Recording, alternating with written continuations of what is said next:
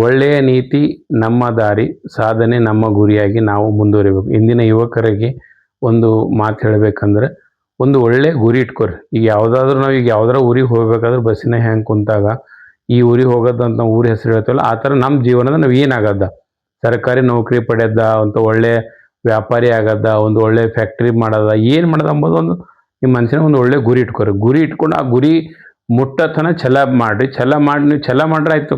ನೀವು ಅನ್ಬೋದು, ನಂಬಲ್ಲೇನು ರೂಪಾಯಿ ಇಲ್ಲ, ನಾ ಹೆಂಗೆ ವ್ಯಾಪಾರ ಮಾಡ್ಬೋದು, ನಂಬಲ್ಲೇನು ಹಣ ಇಲ್ಲ, ನಾ ಹೆಂಗೆ ಮಾಡ್ಬೋದು. ಹಣ ಇರಲಿ ಬಿಡಲಿ, ವ್ಯಾಪಾರ ಮಾಡ್ಬೇಕಂತ ನೀವು ಮನ್ಸು ಮಾಡ್ರೆ ನೀವು ಜೀರೋ ₹1 ವ್ಯಾಪಾರ ಮಾಡಿ ನೀವು ದೊಡ್ಡ ಉದ್ಯಮಿ ಆಗಂತ ಅನೇಕ ಘಟನೆಗಳು ನೀವು ನೋಡಿರ್ಬೋದು.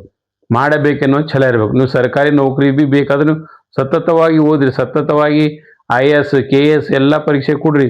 ಕಮ್ ಸೆ ಕಮ್ IAS ಆಗಲಿ ಅಂದ್ರೆ KS ಕೊಡ್ರಿ, KS ಆಗಲಿ ಆಖರಿ ಲಾಸ್ಟಿಗೆ ಸರ್ಕಾರಿ FDC ಆಯ್ತು. ಒಟ್ಟು ಗುರಿ ಇಟ್ಕೋಬೇಕು. ಗುರಿ ಇಟ್ಕೊಂಡು ನೀವು ಕೆಲಸ ಮಾಡ್ರೆ ಸಾಧನೆ ಆಗೋದು 100% ಶತಸಿದ್ಧ. ಇದು ಎಲ್ಲ ಮಾಡ್ತಾರೆ. ಅತ್ಯಂತ ಕಡು ಬಡವಾದ ವಿದ್ಯಾರ್ಥಿಗಳು ಕೂಡ IAS KS ಪಾಸ್ ಆಗಿದ್ದವರು ಇದ್ದಾರೆ. ಎಷ್ಟೋ ಜನ ಅದರ ಸಾಧನೆ ಅಂದ್ರೆ ಸಾಧನೆ. ಅದು ಒಂದು ಗುರಿ ಇದು ಮುಟ್ಟೆ ಮುಟ್ತಿ ನಮ್ಮಂಥ ಒಂದು ಒಳ್ಳೆ ಗುರಿ ಇಟ್ಕೊಂಡು ಒಳ್ಳೆಯ ಮನಸ್ಸಿನಿಂದ ಕೆಲಸ ಮಾಡಿರಿ. ಯಾವುದೇ ಆಗಲ್ಲಂಬ ಮಾತಿಲ್ಲ. ಒಳ್ಳೆಯ ಗುರಿ ಇಟ್ಕೊಂಡು ನೀವು ಓದ್ರಿ, ಒಳ್ಳೆಯ ಅಧಿಕಾರಿ ಆಯ್ತ್ರಿ, ಇಲ್ಲ ಒಳ್ಳೆಯ ಗುರಿ ಇಟ್ಕೊಂಡು ಒಂದು ವ್ಯಾಪಾರಿ ಆಗ್ರಿ, ದೊಡ್ಡ ಉದ್ಯಮಿ ಆಗತ್ರಿ. ಇಷ್ಟೇ ನೀವು ಒಂದು ನೆನಪಿಟ್ಕೋರಿ. ಯಾರಿಗೂ ವಂಚನೆ ಮಾಡಬೇಡ್ರಿ, ಯಾರಿಗೂ ಮೋಸ ಮಾಡಬೇಡ್ರಿ.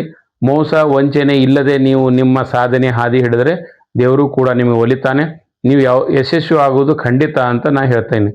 ಒಟ್ಟು ನೀವೇನೋ ಗುರಿ ಇಟ್ಕೋರಿ. ಗುರಿ ಇಟ್ಕೊಂಡು ನೀವು ಒಳ್ಳೆಯ ಮಾರ್ಗದಲ್ಲಿ ನಡೆದರೆ ನಿಮ್ಮ ಗುರಿ ಸಾಧಿಸಲು ಸಾಧ್ಯವಾಗುತ್ತದೆ.